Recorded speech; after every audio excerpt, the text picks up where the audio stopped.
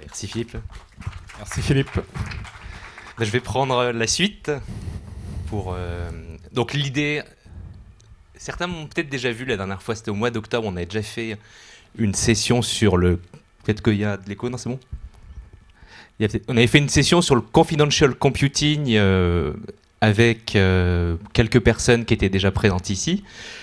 Donc l'idée c'est de replonger finalement sur les briques techniques. Donc on va parler de chiffrement, il y aura forcément de la cryptographie, c'est ce qui va sous-tendre la confiance.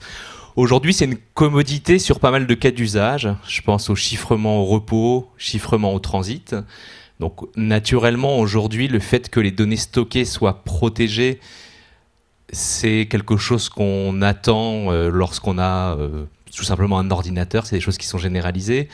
Sur les communications sur le réseau, c'est la même chose. Quand je pense à TLS, la plupart des services aujourd'hui proposent ce mode de fonctionnement. Par contre, la frontière qui n'avait jamais été atteinte ou franchie, c'est le fait de protéger les applications, le code, les données qui sont en cours d'utilisation pendant le calcul. Ça a l'air de rien, mais c'est fondamental pour la suite, que ce soit le cloud computing ou l'IoT, avec tout ce qui est avec compteurs connectés, etc., robotique, et j'en passe et des meilleurs, mais surtout pour l'IA confidentielle. Aujourd'hui, quand on veut avoir des petits modèles, ou même des grands modèles, lorsqu'on va communiquer, interagir avec ces modèles, il y a la nécessité, pendant l'entraînement, de protéger les données qui sont utilisées lorsque c'est entraîné. Et une fois qu'on a cette propriété intellectuelle qu'on a entraînée pendant des mois et des mois, l'objectif c'est quand même de la protéger, de faire en sorte que lorsque ce sera en cours d'exécution plus près des utilisateurs, le modèle ne puisse pas être volé sur des infrastructures qui ne seraient pas protégées de la même façon que le cloud. Donc c'est vers là où on veut aller. Donc forcément il y a du chiffrement pour la confidentialité des données, pour la signature, pour vérifier que l'environnement en cours d'exécution est sain. Et les questions que vous savez, forcément, les experts vont vouloir regarder les quêtes de chiffrement, elles sont générées où, par qui, quels sont les algorithmes, comment je vérifie ça, quel est le tiers, les preuves de confiance. Et donc derrière, il y a beaucoup de techniques, il y a beaucoup de technologies. Et c'est vers ça qu'on va regarder un petit peu plus par la suite. Donc c'est pas nouveau fondamentalement, en fait, ces technologies. On a commencé avec Intel, ça fait plus de 10 ans. Microsoft et Intel qui ont fait ce partenariat. Au départ avec une technologie dite SGX pour protéger des enclaves logicielles des applications. Donc en 2017, on a lancé notre portfolio, notre plateforme qui permet de faire des applications dites confidentielles. Et aujourd'hui, on continue avec les dernières innovations, avec les VM confidentielles avec Intel TDX. C'est pas quelque chose que Microsoft fait tout seul. On a parlé d'Intel, mais il y en a d'autres. D'autres acteurs, d'autres fondeurs. Donc il y a des processeurs confidentiels, il y a des accélérateurs confidentiels. Vous pouvez voir sur cette image en fait qu'il y a un consortium qui regroupe à la fois des éditeurs logiciels et des fabricants de matériel. Vous pouvez voir sur cette image que Nvidia est présent et propose aujourd'hui des GPU confidentiels qui vont aider justement sur les cas d'usage d'IA confidentiels. Et ce consortium est important parce qu'il permet en fait d'établir qu'est-ce qu'on entend par confidential computing, avec une définition que tous les acteurs en fait qui sont présents sur cette photo et d'autres partagent, qui est que on a besoin d'avoir un environnement d'exécution qui soit adossé à du matériel. Donc c'est pas simplement une solution de logiciel, en fait c'est une solution où la cryptographie, où les preuves de confiance, où l'attestation, les vérifications vont être faites en fait par du matériel, et ça c'est fondamental pour la suite de la présentation.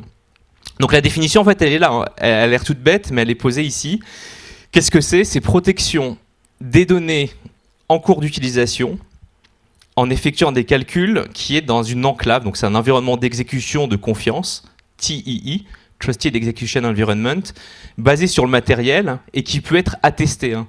L'attestation, c'est dire que je peux l'attester, je peux vérifier moi-même que le matériel est authentique et qu'il a fait ce qu'il doit faire en montrant finalement des mesures, quel code a été chargé, quel est son niveau de firmware, etc. etc. Et donc c'est ce qui va permettre en fait d'asseoir la confiance. Et une fois qu'on est certain que l'environnement est celui attendu, je vais pouvoir continuer à interagir, à injecter des secrets, injecter du code.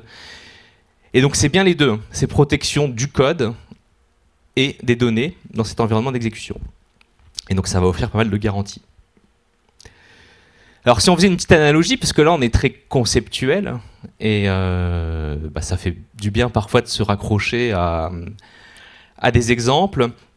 Vous savez peut-être sans doute que les gouvernements ou les entreprises les plus sensibles peuvent avoir recours finalement à des pièces dites sécurisées pour faire des réunions, des échanges particuliers avec des garanties. En fait, l'idée là, c'est vraiment des choses qui sont vendues. Donc, c'est des conteneurs qui ont comme garantie le fait que de façon acoustique, ça soit une isolation phonique. Donc, ce qui est dit à l'intérieur du conteneur reste dans le conteneur. Il y a des systèmes de contrôle de l'entrée du conteneur, il y a des caméras, il va y avoir des détections d'intrusion pour s'assurer que personne ne rentre en dehors et ne modifie ce qu'il y a dedans. Et l'idée, en fait, c'est de se dire qu'il y a tout le matériel pour faire la réunion, mais rien ne doit sortir de cette salle. Donc si je viens avec des documents, je viens avec une mallette sécurisée. Si je ressors avec mes documents, je ressors avec une mallette sécurisée, fermée avec cadenas, etc. Mais donc c'est ça l'objectif, en fait, c'est d'avoir des garanties que si je fais ma réunion, je le fais dans un environnement de confiance, où derrière, ou à l'intérieur, il n'y a rien, il n'y a pas de micro, il n'y a rien pour espionner, et rien n'en sort. Il n'y a que les participants qui peuvent rentrer. C'est un peu la même chose, en fait, c'est d'avoir une pièce, donc avoir une enclave sécurisée pour faire mes codes, mes applications, et d'avoir toutes les garanties que c'est bien dans le bon état, et quand je quitte cette pièce, en grosso modo, elle reste comme j'y suis rentré. Comment ça fonctionne ? Eh ben, on est un petit peu dans les mêmes choses en fait. L'objectif sur les cas d'usage, ce qui est intéressant, c'est qu'on avait commencé sur les applications. Aujourd'hui, et ce qui nécessitait en fait de réécrire le code. Il fallait réécrire le code, il fallait se baser sur le matériel, il fallait tenir compte des nouvelles instructions processeurs qu'Intel avait proposées avec SGX dans ses premières versions. Là où il y a eu un tournant et un changement, c'est le fait d'avoir des VM dites confidentielles qui permettent d'avoir une isolation vis-à-vis de l'hyperviseur et de détourner et de finalement changer le fonctionnement, c'est-à-dire de sans trop faire grand-chose, simplement de dire que ma VM maintenant est confidentielle. À partir de là, je vais avoir ce niveau d'isolation ou, chose curieuse, mais ça va permettre de faire en sorte que l'hyperviseur soit aveugle, que l'hyperviseur ne puisse pas aller inspecter ce qui se passe dans ma VM. Et l'intérêt, c'est que même si l'hyperviseur avait une vulnérabilité, l'attaquant ne puisse pas finalement aller regarder ce qui se passe dans ma VM. Je suis complètement isolé, c'est complètement fermé. Et tout se passe à travers le processeur qui est compatible avec des VM confidentiels et des conteneurs confidentiels. Donc ça ouvre un tas de cas d'usage. Ça veut dire que via ces architectures-là, en mettant en place les bons composants, en mettant en place pourquoi pas des GPU dits confidentiels, on va pouvoir avoir cette isolation et surtout réduire la surface d'attaque. Faire en sorte que je maîtrise ce qui va être exécuté et que je sois abstrait des couches sous-jacentes et faire en sorte que si jamais il y avait une vulnérabilité sur d'autres composants, que je ne sois pas impacté vis-à-vis de mon application. Donc vous le voyez, je l'ai abordé rapidement. En fait, on avait commencé sur la partie droite avec Intel, SGX, et aujourd'hui l'innovation avec Intel TDX, c'est le fait de faire des VM dites confidentielles, ce qui est fondamental, c'est-à-dire qu'on n'a plus besoin de réécrire les applications. On va, en fonction de ce qu'on met dans la VM, on n'est pas obligé de mettre beaucoup de choses dans cette VM, on peut mettre une petite VM, mettre son application, et c'est suffisant, pas besoin de réécrire, pas besoin d'avoir de nouveaux compétences de développement pour faire ça. Alors tout ça, bien entendu, pourquoi on le fait pour plein de façons, pour plein de cas d'usage. Ça va permettre d'aller plus loin. Aujourd'hui, Azure dispose de nombreuses certifications. On a, je pense, on est peut-être le premier service cloud qui dispose des certifications au niveau mondial. On a un service qui s'appelle le Trust Center qui permet d'avoir plus de détails sur comment on opère la sécurité. Et quand je dis comment on opère la sécurité, c'est que forcément, il y a de la sécurité physique à avoir. L'intérêt de confidential computing, c'est également pour les équipements qui vont être en périphérie. Et donc, il faut le voir aussi quand je parlais d'IA confidentielle. Le jour où vous avez des petits modèles et que vous voulez en fait faire de l'inférence et que vous voulez vous assurer en fait que tout se passe de façon sécurisée, d'être un peu à l'état de l'art, si j'ose dire. Regardez pour la banque avec Dora, qui aujourd'hui, en bonne pratique, parle du data in-use comme étant la bonne pratique à mettre en place. Et ben aujourd'hui, en fait, ça va permettre de se dire, sur des équipements qui sont en dehors de mon contrôle, qui n'ont peut-être pas forcément les mêmes niveaux de sécurité physique que les grands clouders, ces technologies vont pouvoir permettre en fait d'asseoir pas mal de sécurité. Et donc aujourd'hui, sur l'IoT, on peut voir que les processeurs ARM commencent à avoir ce type de technologie. Donc c'est quelque chose qui est intéressant pour les applications cloud, mais pas que, également pour les applications hybrides et edge. Et donc je te laisse la parole, Philippe, pour regarder le spectre des offres. Merci Arnaud. Donc effectivement, l'objectif, c'est d'offrir en fait un spectre complet, comme vous le voyez, avec différents points d'entrée qui permettent, au travers de la granularité qu'on peut proposer, finalement de trouver un point d'entrée qui puisse convenir à ce qu'est votre charge de travail ou ce que sont vos charges de travail en fonction d'un existant. Et donc, comme vous pouvez le voir, vous pouvez partir de la partie gauche finalement, où vous pouvez faire très facilement du lift and shift avec des VM confidentiels, choisir pour cela le type de technologie en termes de processeurs sous-jacents. Donc ça peut être de l'AMD avec la technologie 7SMP qui apporte à la fois du chiffrement mémoire, mais également l'intégrité de la mémoire. Les deux sont très importants dans le sujet. C'est également la technologie Intel TDX qui offre ce type de capacité avec des performances très intéressantes dans le domaine. C'est la possibilité de pouvoir fonctionner avec des nœuds confidentiels au niveau d'un cluster Kubernetes managé, comme on peut le proposer avec AKS. À l'opposé, vous avez ce que mentionnait Arnaud avec la technologie Intel SGX et la notion d'enclave. On peut faire une analogie avec ce que sont les DLL, où il faut effectivement réécrire une portion de l'application. La portion ou les portions d'une application les plus sensibles doivent être écrites spécifiquement avec ce type d'instruction, avec le SDK Intel ou avec un SDK en open source qu'on a pu et qu'on continue à offrir, qui est OpenEnclave et qui permettent de s'appuyer sur différentes ressources matérielles sous-jacentes. Entre ce spectre, vous avez finalement une notion qui est la notion de base informatique de confiance, ou TCB. Et donc en fonction du choix que vous faites, il y a certes une facilité plus grande en allant vers le chemin de gauche. Vous avez des garanties supérieures en termes de limite de confiance en allant vers la droite. Mais vous avez une base de confiance qui est plus large à la gauche que sur la droite. Et donc, par rapport aux ressources de calcul que l'on peut offrir, vous avez finalement cette hiérarchie d'approche qui démarre finalement d'une capacité qui est une simple case à cocher sur toutes les machines virtuelles dans Azure de génération 2, qui est le démarrage fiable avec des mesures lors du démarrage, en s'appuyant sur les capacités de VTPM propres à chaque machine virtuelle. Vous avez en regard à qui vous devez faire confiance ou qui sort de l'équation en termes de confiance, et donc vous pouvez remonter. Donc vous l'avez compris, l'étage du dessus c'était ma partie gauche avec les VM confidentiels et les deux approches AMD, notre partenaire Intel avec TDX aujourd'hui.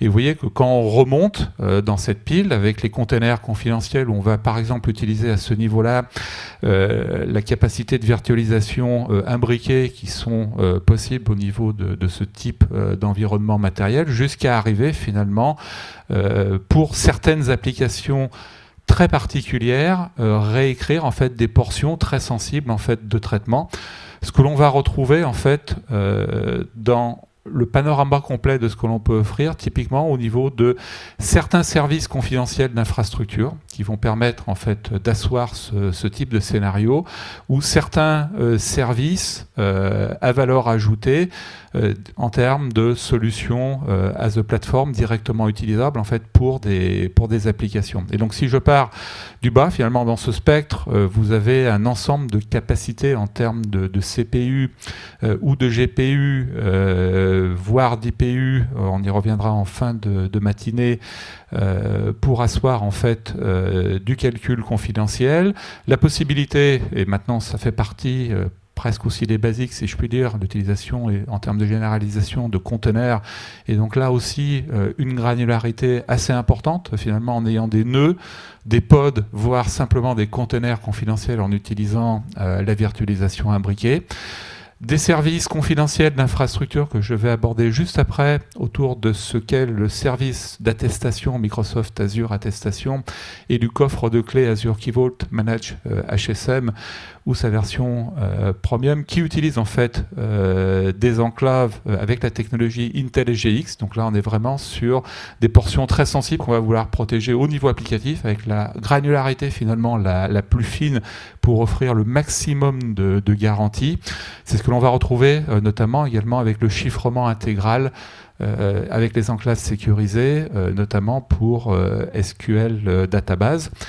Et puis derrière, des choses assez intéressantes autour de ce que peut représenter Azure Confidential Ledger, qui est un registre en lecture sol qui s'appuie sur des capacités d'un framework qui est Confidential Consortium Framework, qui permet en fait de concevoir des applications multiparties de type technologie blockchain, mais en ayant des performances qui sont proches en fait des moteurs de base de données transactionnelles. Et on offre également, en aperçu limité aujourd'hui également, cette version du framework CCF dont Azure Confidential Ledger est une instance sous une forme managée. Vous le voyez également en termes de régions où sont disponibles en fait, par exemple les machines confidentielles. C'est quelque chose qui tente à se généraliser. C'est pas forcément un déploiement complet. On vise un déploiement complet à l'horizon 2027 pour une généralisation, puisque la vision c'est d'aller vers un cloud confidentiel qui utilise en fait ce type de capacité de façon très large et naturelle. On est dans ce voyage.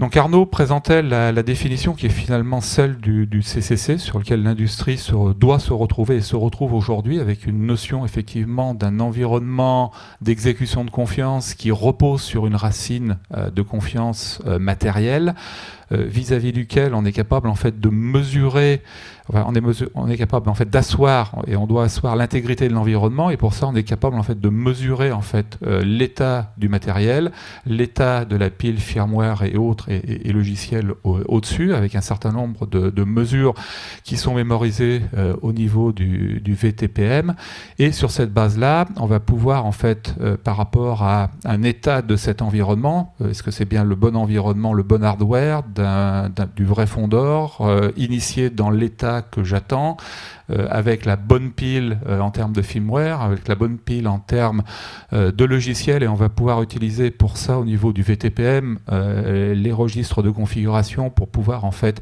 récupérer des hashes de toutes ces mesures. Et en fait ce sont ces éléments-là sous forme d'un rapport qui va pouvoir être attesté, alors localement ou à distance, et qui va permettre finalement de garantir que l'environnement est bien comme il doit être, avec des capacités d'isolation de mémoire et de chiffrement, mais instanciées d'un point de vue matériel et logiciel tel qu'on l'attend, pour ensuite asseoir des scénarios comme la gestion sécurisée des clés.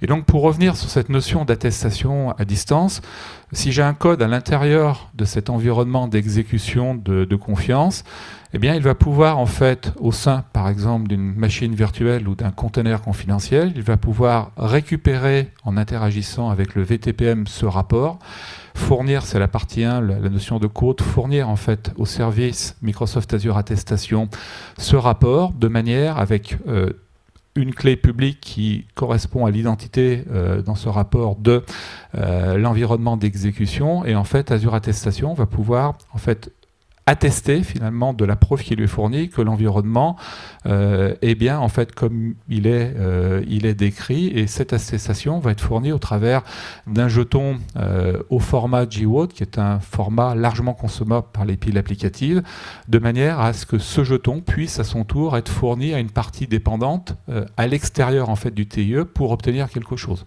Donc imaginez ce code qui va récupérer, qui va s'instancier, donc le TIE va se monter, le code applicatif va s'instancier, va récupérer cette attestation. Entre-temps, il a récupéré des données, mais qui sont chiffrées. Et donc, il a besoin, par rapport à cette partie dépendante, de pouvoir obtenir la clé de déchiffrement de ces données. Et donc, cette partie dépendante, qui peut être un coffre de clés, a besoin de savoir que c'est bien un environnement qui est légitime pour récupérer la clé de déchiffrement, de manière à pouvoir procéder au sein de l'enclave. Rappelez-vous l'environnement physique qu'illustrait Arnaud. Donc c'est la mallette. En fait, on est rentré avec mes données, c'est ma mallette fermée avec les monotes et les clés. Je suis dans la salle. Maintenant, j'ai besoin d'ouvrir en fait la mallette pour pouvoir travailler. On est dans cette étape. Et donc par rapport à ça, il faut effectivement pouvoir obtenir en fait ce type de secret. Et donc c'est quelque chose que l'on propose pour ce qui est de Microsoft et pour fournir un scénario prêt à l'usage, à la fois avec d'un côté Microsoft Azure Attestation et de l'autre en fait un coffre de clés qui est instancié avec Azure Key Vault Manage HSM. Et dans ce cadre-là, qu'est-ce que ça veut dire? Ça veut dire en fait que vous avez généré au sein de ce coffre de clés, vous avez chargé depuis votre environnement local avec la notion de Bring Your Own Key, une clé asymétrique de chiffrement qui a été marquée comme étant exportable et à laquelle vous avez associé une politique d'exportation qui précise en fait quel type d'environnement est légitime en fait pour pouvoir exporter cette clé. Donc vous allez définir dans cette politique en fait quels sont les attendus en termes d'intégrité de l'environnement d'exécution de confiance. Donc vous devez être avec la mémoire qui a été pour lequel vous avez activé les capacités de chiffrement, d'intégrité, pour lequel vous avez un firmware, un microcode qui est dans telle version, que vous avez telle et telle caractéristique. Et donc ça, c'est ce que vous décrivez dans la politique qui est associée en fait à la clé. Pour accéder au coffre de clés, en fait, votre machine virtuelle, elle a besoin d'avoir une identité managée. Manager au niveau du système ou manager utilisateur, au niveau d'Entra ID. Cette identité manager va lui permettre d'obtenir un code d'accès pour accéder en fait au coffre de clés. Donc c'est pas n'importe quel environnement qui peut accéder au coffre de clés, ça suppose en fait que ça soit un environnement qui dispose d'une identité pour lequel il y a une capacité d'accéder vis-à-vis duquel, pour cette identité, on a donné la possibilité de permettre de libérer la clé. Et donc, le code, avec l'identité de la machine virtuelle, est capable d'obtenir ce jeton d'accès, fournit l'attestation qui a été retournée par Azure Attestation, dans lequel il y a une clé publique qui est dérivée en fait du matériel sur lequel repose en fait cette machine virtuelle. L'attestation est comparée avec la politique. S'il y a effectivement une correspondance et une adéquation entre ce qui est décrit comme exigence au niveau de la politique et l'attestation qui est fournie, avec une identité qui est une identité qui a le droit de la libération de clés. À partir de ce moment-là, ce qui est fait, c'est que le coffre de clés va générer une clé symétrique AES de chiffrement, va chiffrer la clé à exporter avec cette clé, va chiffrer la clé de chiffrement asymétrique avec la clé publique de l'identité de l'environnement d'exécution de confiance, va ensuite concaténer la clé de chiffrement symétrique de la clé de déchiffrement des données avec la clé de déchiffrement des données, qui a été chiffrée par cette clé, va mettre ça dans un jeton JVault également, et pour ce faire, va établir en fait un canal de communication sécurisé qui se termine en fait, qui part en fait du coffre de clés et qui se termine en fait dans l'environnement d'exécution de confiance, pour retourner en fait cette information, enfin ce jeton, à l'environnement et au code client au sein de l'environnement d'exécution de confiance. Et il n'y a que cet environnement d'exécution de confiance qui dispose en fait de la clé privée qui est associée à la clé qui a permis de chiffrer la clé qui a permis de chiffrer la clé qui va permettre de déchiffrer les données pour accéder en fait à cette information. Ça fait beaucoup de clés, Arnaud en parlait, et beaucoup de codes de chiffrement. Tout ça pour dire que derrière, on essaye d'offrir un certain nombre et le plus possible de garanties et d'avoir en fait l'approche qui soit la plus solide possible, en s'appuyant aussi pour ce type de service sur ce qu'offre le calcul confidentiel.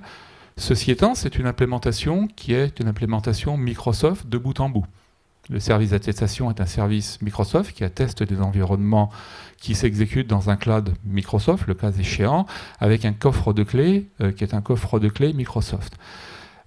Tout ceci, en fait, c'est quelque chose que l'on fournit, ce sont des capacités qu'on le fournit pour des machines virtuelles et des containers au travers de ce qu'on appelle la bibliothèque d'attestation d'invités, Get Attestation Library, qui est en open source, où tout le code en fait est en open source, avec des codes d'exemple pour ces différents types de scénarios autour de la libération de clés. Ce qui est intéressant, c'est que avec les évolutions et ce vers quoi on va, et nos partenaires l'illustreront, c'est aussi la possibilité de remplacer ces deux briques par des briques tierces de l'écosystème. Et donc vous pouvez utiliser les ressources matérielles que l'on propose avec des briques d'autres acteurs, si ça fait sens et si c'est plus pertinent pour vous.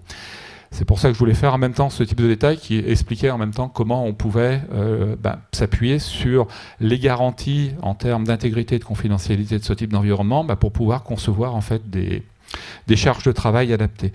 Vous aurez plus de détails sur finalement le chemin dans lequel on se trouve. Donc c'est le premier document, Toward Confidential Cloud Computing.